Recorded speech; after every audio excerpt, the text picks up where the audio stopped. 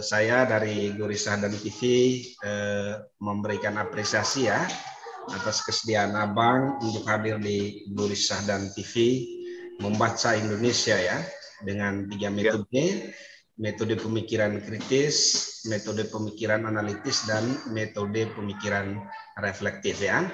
Nah, Gurisa dan TV kali ini mempunyai topik yang dikhususkan untuk dibahas atau dieksplor oleh Bang Jerry terkait dengan isu-isu krusial dalam pemilu 2024 ya. Saya rasa ada banyak isu krusial ya, terutama terkait dengan penggabungan pilkada dengan pemilu ya. Kemudian nanti juga di sini adalah yang sangat penting itu adalah pengaturan tentang pemilu 2024 dan bagaimana gerakan masyarakat sipil untuk menyongsong pemilu 2024 ini ya. Waktu dan kesempatan kami berikan kepada Bang Jerry ya, silakan. Ya, terima kasih Bung Boris diundang dalam acara ini, membaca Indonesia ini acara keren ya, Gurisa dan TV ya. Ya, saya kira kalau kita bicara pemilu 2024 ya, memang ini pengalaman pemilu pertama kita yang menggabungkan semua pemilu itu dalam 1 tahun ya. Di 2019 itu kita punya pemilu serentak secara nasional, tapi waktu itu belum ikut pelaksanaan pilkada atau nomenklaturnya pemilihan. Nah, di 2024 ini kita akan melakukan itu dalam 1 tahun yang sama. Nah, sebetulnya pengalaman-pengalaman pemilu sebelumnya, kita ya sudah cukup mampu melaksanakan pemilu ya. Tapi 2024 ini mungkin akan ada pengalaman-pengalaman yang berbeda, sehingga topik ini ya menjadi mungkin punya warna dan nuansa yang lain ya. Kalau kita bicara tentang isu-isu krusial pemilu 2024. Nah, tentu memang kalau isu-isu krusialnya kan sebetulnya itu bisa isu yang nanti akan menonjol ya dalam proses tahapan pemilu. Tapi juga bisa masuk isu-isu atau topik-topik yang berpotensi untuk menjadi persoalan dalam pemilu 2024. Nah, saya kira kalau bicara isu krusial ya, menurut saya memang isu pertama yang paling penting harus menjadi percakapan ya, dan mungkin dicarikan solusinya itu adalah isu tentang regulasi.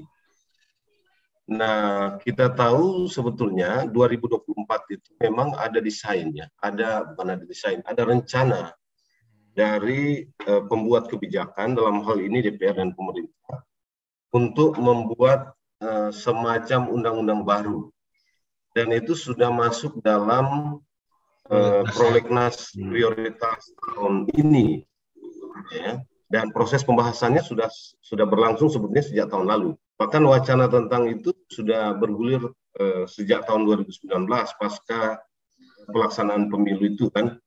Nah, tetapi memang kemudian ada kesepakatan politik yang kemudian dibuat ya, lalu revisi undang-undang itu tidak terjadi, atau pembuatan undang-undang baru itu tidak terjadi. Nah, sehingga menurut saya problem regulasi itu menjadi sesuatu yang krusial di 2024. Mengapa? Karena regulasi yang sekarang kita pakai ya, atau yang existing sekarang ini, Undang-Undang Pemilu tahun 2017 nomor 17 tahun 2010 ya, dan Undang-Undang Pilkada nomor pilkada ini nomor berapa ya? Nomor 10 tahun 2016. nomor 10 tahun 2016. Undang-undang pemilu itu nomor berapa? Nomor 7 ya. Nomor 7 tahun 2017. Ya. Itu kan memang dibuat untuk melaksanakan pemilu dan pemilihan atau pilkada itu secara tidak bersamaan. Ya. Artinya dari sisi tahapan tidak ada irisan yang bertemu, ya, sehingga ketika dia digunakan untuk melaksanakan satu kali pemilu masing-masing, sebetulnya relatif tidak ada problem ya, meskipun memang di sana sini juga kita tahu ada masalah. Jadi akan ada irisan-irisan tahapan yang membuat mungkin di sana kita akan menemukan masalah. Karena kita belum punya pengalaman dan belum terjadi ya, belum pernah terjadi. Nah, di sini sebetulnya letak persoalannya. Karena itu memang kesempatan atau kemungkinan untuk melakukan perubahan undang-undang harus terus kita dorong ya, meskipun ada kesepakatan politik seperti tadi. Nah, saya kira ini salah satu isu krusial ya yang harus kita kemukakan untuk memperlancar ya dan mensukseskan pemilu 2024 nanti. Sayang ya, sebetulnya ini kita nggak tahu seperti apa ya.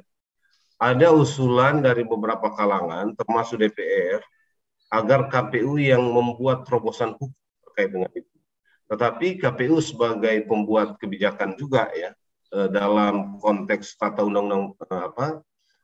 hukum perundang-undangan, khusus untuk kebijakan yang terkait dengan pemilu, itu juga punya keterbatasan. Karena kalau normanya mengatur sesuatu itu begitu ya, dia nggak bisa mengambil dia nggak bisa membuat kebijakan yang berbeda kan gitu. Nah, sementara ada bagian-bagian atau ada pengaturan-pengaturan tertentu yang berbeda sebetulnya antara satu undang-undang, antara undang-undang pemilu dengan undang-undang pemilihan dan pilkada.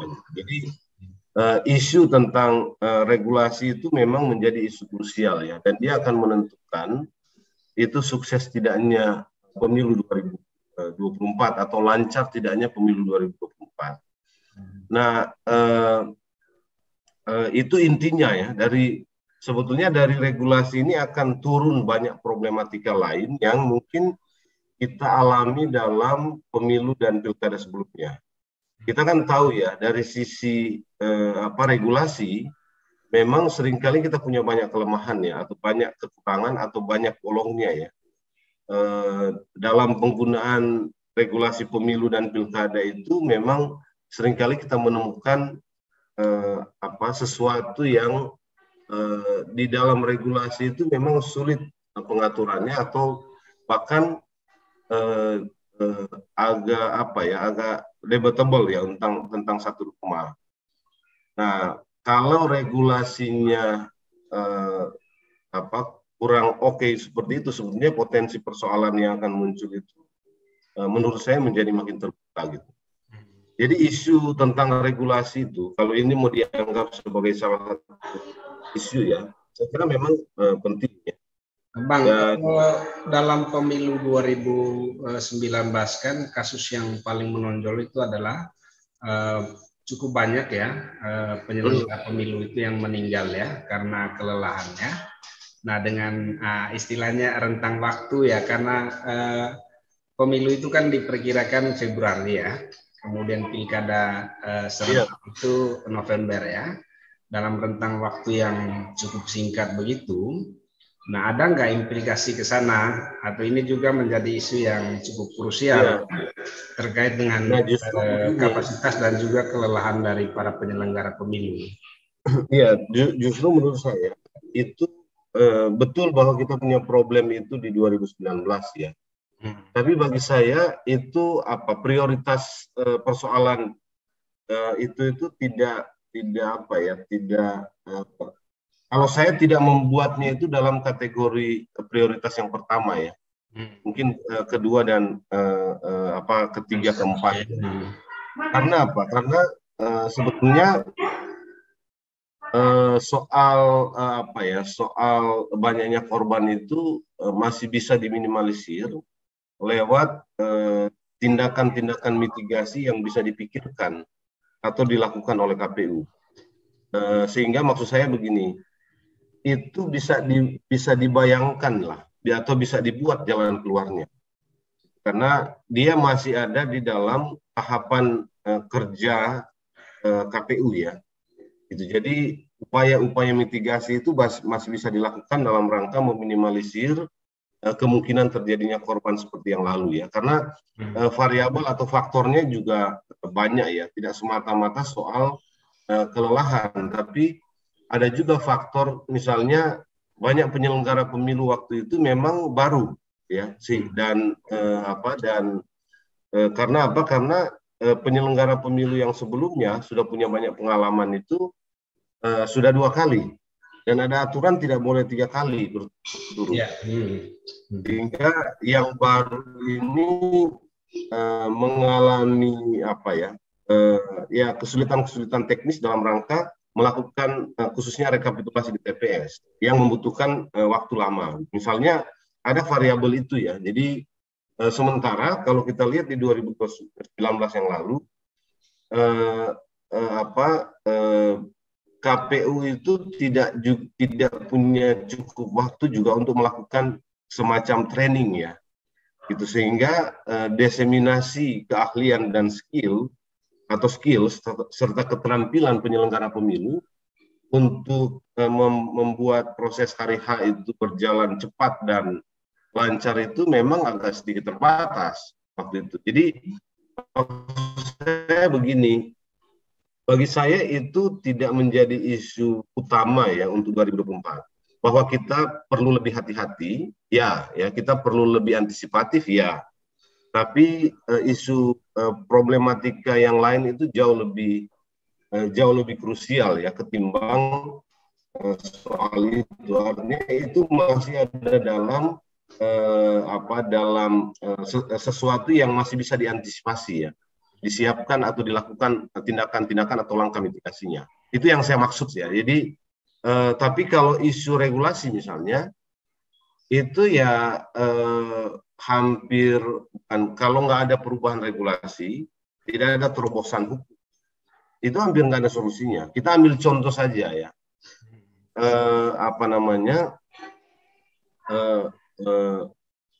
pengaturan misalnya tentang proses penindakan terhadap pelanggaran ya, yang ada di Bawaslu.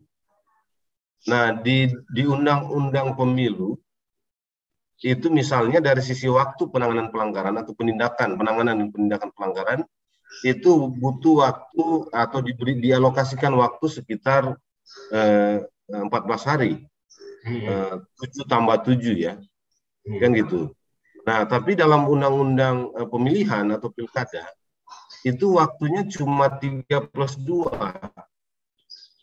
gitu. Nah, ini gimana gitu kalau ada kalau ada kasus-kasus pelanggaran yang terjadi dan dalam kurun waktu yang beririsan ya, atau yang bertemu antara tahapan pemilu dan tahapan pilkada. Ini penanganannya ya udah berbeda oleh satu lembaga yang sama. Gitu. Jadi hal seperti ini lebih krusial gitu, karena dia berkaitan dengan sesuatu yang akan terjadi, tapi undang-undang menyiapkan mekanisme dan cara penanganan berbeda. Ini kan itu. Misalnya ya, itu maksud saya. Dan karena normanya sudah seperti itu, ya penyelenggara pemilu itu tidak bisa mengatur hal yang berbeda. Jadi kalau muncul kasus itu akan ada kerumitan ya. Dan memang agak lucu aja gitu. Belum lagi kalau kasus itu dikategorikan kalau kasus itu terjadi misalnya di dalam tahapan di mana ada irisan gitu, ada pertemuan antara tahapan pemilu dan pemilihan, ini bisa masuk kategori pelanggaran pemilu, tapi juga bisa sekaligus dengan itu ini kasus pelanggaran pilkada. Gitu. Nindaknya gimana ini, cara penanganannya gimana gitu misalnya. Jadi hal-hal itu menurut saya jauh lebih, yang begini ini jauh lebih krusial ketimbang soal seperti tadi ya. Ya. Nah, sekarang juga kan Bung Goris ya, saya mau menyinggung yang tadi juga Bung Goris singgung soal waktu. Betul bahwa Juni yang lalu sudah ada kesepakatan politik antara pemerintah, DPR, dan penyelenggara pemilu bahwa waktu pemilu yang diusulkan oleh KPU itu di bulan Februari. Itu ya. Jadi karena ini juga kan gini, aturan undang-undang itu mengatakan pemilu itu 20 bulan, hari H itu 20 bulan, bukan, tahapan itu minimal 20 bulan sebelum hari H. Iya. Nah, karena itu dapat titiknya di Februari ya. Di dalam Februari ya, waktu itu KPU mengaturnya. Sebetulnya kan usulan KPU ini untuk meminimalisir sebetulnya dampak dari irisan waktu jadwal antara pemilu dan pilkada. Nah, kalau undang-undang pilkada itu memang sudah mengatur secara langsung itu waktu pilkada itu di bulan November, ya.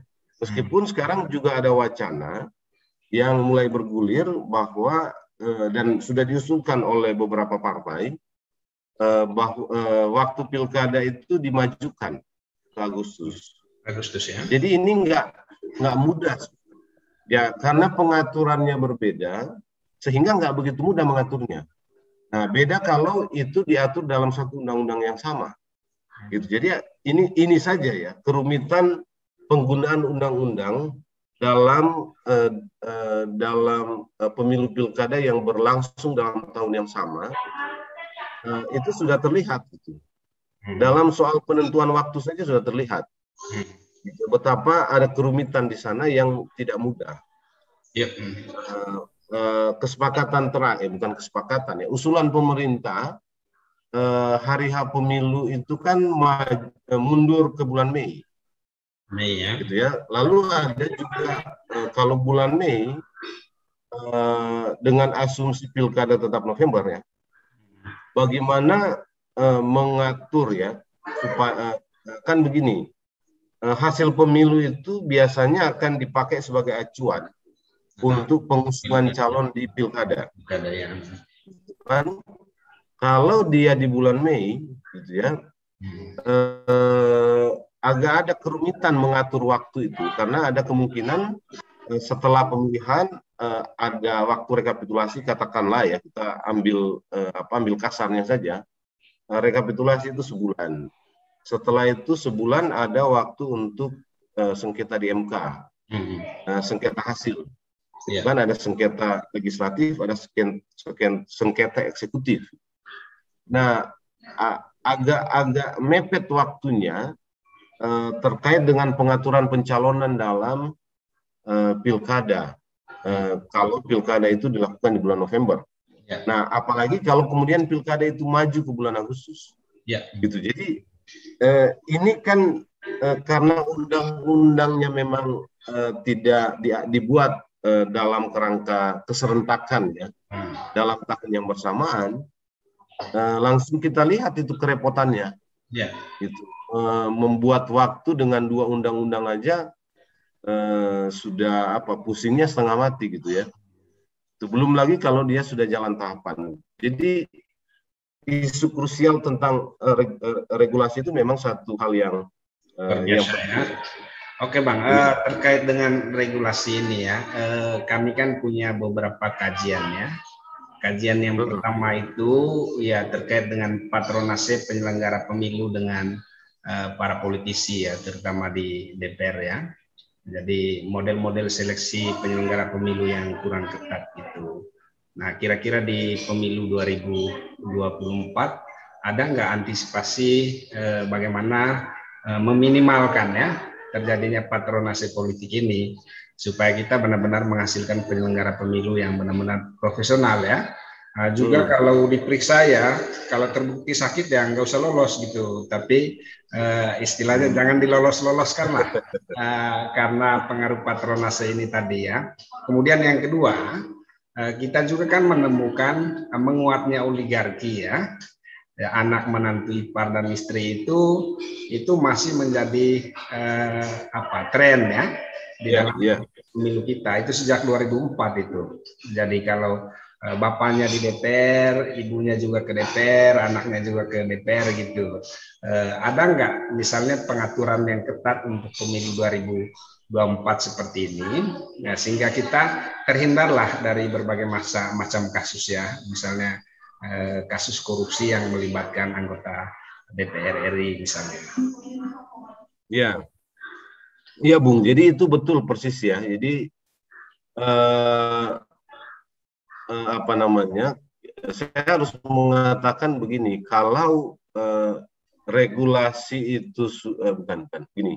Kalau makin problematik ya sebuah pemilu, akan makin susah kita untuk menangani isu-isu krusial seperti itu. Menurut saya itu isu krusial ya, karena dia terjadi terus-menerus dalam pemilu dan mungkin makin kesini makin problematik ya atau makin rumit kan gitu.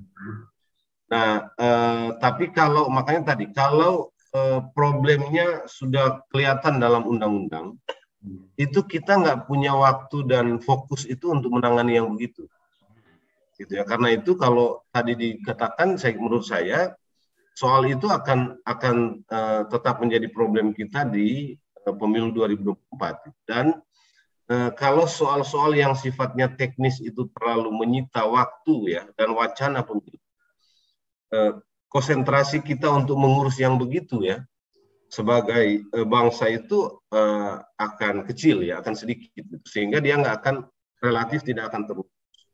Nah, sebetulnya bagi saya itu memang masuk sebagai isu krusial. Ya. Soal kemungkinan makin menguatnya oligarki ya dan patronase politik ya dalam pemilu 2024 itu menurut saya itu sebuah isu yang perlu menjadi pemikiran kita sekarang ini ya, supaya kita mampu meminimalisirnya itu di pemilu 2024 ya. Begitu juga dengan penyelenggara yang juga ya dalam pengalaman kita itu banyak sekali persoalan ya. Meskipun kalau di pihak penyelenggara ya sebetulnya kita masih bisa memikirkan langkah-langkah untuk mengurangi ya, atau katakanlah meminimalisir kemungkinan itu. Oke, tapi kalau kemungkinan patronase politik dan oligarki itu, menurut saya ini akan ada kerumitan tersendiri ya. Nah, di samping itu kan selalu kita harus menyebut ya dalam pemilu baik di masa lalu maupun 2024 itu. Soal kemungkinan maraknya politik uang. Karena di masa-masa yang lalu soal-soal seperti ini atau soal politik uang itu memang tidak bisa ditangani secara tuntas ya. Meskipun banyak yang teriak tidak politik uang, tapi ya faktanya memang politik uang tetap ada. Politik uang itu anak kandung dari patronase dan oligarki, Bang. Pertanyaan yang terakhir dari ini, Bang, dari Gurisa dan TV. Nah, bagaimana sih sikap masyarakat sipil menghadapi pemilu 2024 ini? Nah, Bang Jerry kan saya rasa representasi juga dari masyarakat sipil ya. Mungkin Abang perlu menyampaikan 1-2 poin lah ya. Nah, masyarakat sipil itu kan sebetulnya kalau kita petakan ya, dari satu pemilu ke pemilu lain, selalu menjadi objek ya. Dia menjadi objek elektoral saja ya oleh para pihak yang punya kepentingan politik dalam pemilu. Saya kira di 2024 itu trennya akan masih sama. Karena itu kita punya tugas besar untuk melakukan apa yang kita sebut sebagai pendidikan politik itu. Nah, tapi pertanyaannya apakah ini bisa kita lakukan secara lebih efektif ya dan efisien menjelang 2024. Nah, saya agak pesimis juga di sini, Bung Boris. Ya, karena apa? Karena itu tadi teorinya sederhana menurut saya. Makin rumit kita melakukan pemilu, akan makin sedikit ya ruang bagi kita untuk mendorong penguatan kapasitas masyarakat sipil, gitu ya. Bahwa nanti mereka akan terlibat di 2024, oke, gitu ya. Tapi kita nggak bisa secara optimis berharap ada peningkatan kualitas keterlibatan atau partisipasi dengan situasi politik yang seperti sekarang dan dengan dinamika dan wacana pemilu yang sekarang sedang bergulir. Kita terlalu sibuk ya dan habis waktu dengan dan energi dengan hal-hal yang sifatnya agak teknis tadi, gitu. Karena memang secara teknikal dia sudah menyimpan problem dan saya kok agak yakin ya percakapan media ya itu akan lebih banyak urus soal teknis dan administratif ini, sehingga ya masyarakat sipil itu memang akan ya lagi-lagi ya mungkin seperti pengalaman pemilu kita sebelumnya, tapi ya kita harus jadikan itu sebagai sebuah katakanlah PR ya yang harus menjadi fokus dan konsentrasi paling tidak kelompok-kelompok masyarakat sipil ya. Jadi kita jangan ikut wacana-wacana teknikal dan administratif yang sudah pasti akan mendominasi proses pemilu. Jadi itu satu soal masyarakat sipil ya. Jadi bagi saya peta umumnya masih begitu, bahwa masyarakat nanti akan ikut, ya. Tapi seberapa besar kualitas partisipasi dan keterlibatan masyarakat sipil itu yang selalu menjadi problem kita. Nah, dalam pengalaman-pengalaman lalu kan dia akan ikut dalam patronase politik yang tadi kita sebut ya, gitu. Dia, saya kira apa ya, bagi saya situasinya begini. Makanya sebetulnya kalau makin lancar prosesnya, ruang bagi kita untuk melakukan pendidikan politik itu akan makin luas ya dan terbuka gitu. Nah sekarang menurut saya nggak begitu dinamikanya gitu. Bang, aku meringkas apa yang Abang sampaikan ya. Kira-kira Abang menyampaikan bahwa pemilu kita itu belum diletakkan sebagai bagian dari pembangunan demokrasi ya, hanya masih diletakkan sebagai tiket untuk mendapatkan kursi dan mendapatkan kekuasaan.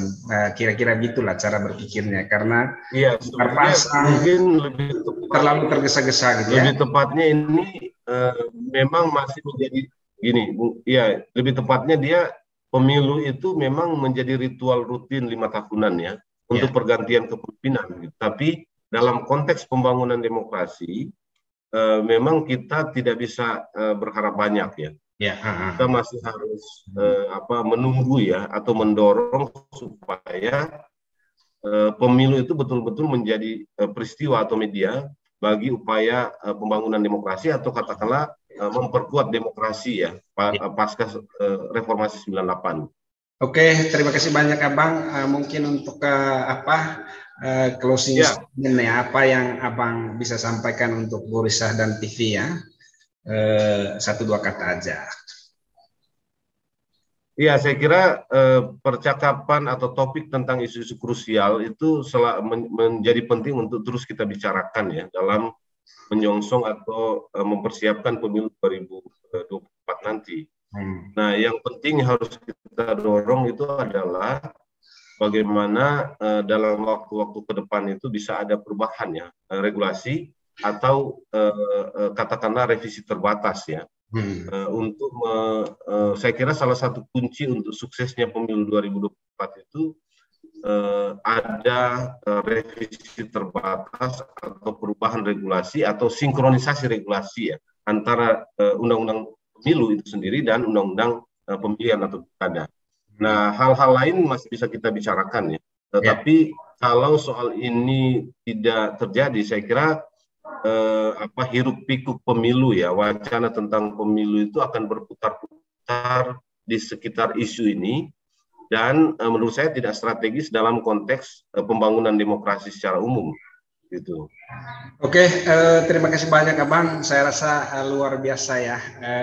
Terima kasih Bung Goris. Sorry kalau agak apa ya, mungkin nanti kita bisa ya, lanjut juga untuk hal yang sifatnya lebih. Nanti kalau Ya. kalau kedepannya kita akan menyediakan waktu yang lebih banyak ya, mungkin diskusinya lebih tematik ya supaya. Oke. Ya, betul. Tapi untuk ini dulu kita berterima kasih ya untuk kehadiran Bang Giri hari ini di tengah kesibukannya. Terima kasih. Terima kasih sudah ikut terlibat di dalam program Mencerdaskan Indonesia. Terima kasih banyak. Kita keluar ya Bang ya. Yuk. Ya, makasih. Bung Goris, sehat-sehat ya. Sehat-sehat ya.